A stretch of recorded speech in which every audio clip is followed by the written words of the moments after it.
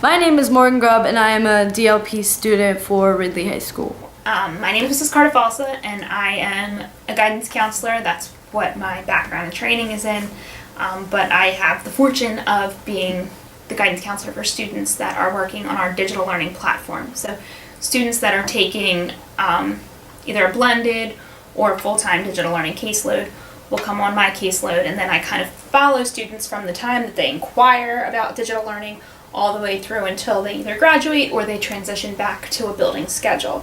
So what a blended schedule is when you have some classes at home and then you have some classes in the building. I feel included into Ridley High School still because I have a blended schedule. So I go into class for 4th and 5th block, which makes me able to still socialize and see my friends. And since I have a blended schedule, and any cyber school student, you're allowed to go to school proms, school football games, anything that has to do with the high school. So you're basically still a Ridley Raider. There are some limitations for certain courses that don't necessarily make sense to teach online. Things like foods, things like chorus, they just don't make sense to have them online at this point in time.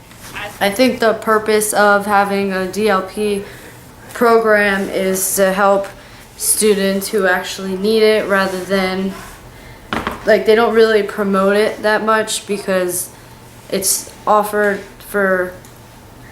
offered when they think that it would best work out for you, not just because you don't want to go inside the building. It's more than just not wanting to wake up or not wanting to be around people and stuff.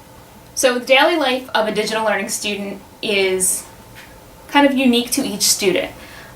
Ultimately, every student who is a full-time digital learning student still has the expectation of getting up each morning, logging on, and seeing homeroom. And they'll watch the Ridley High School morning announcements.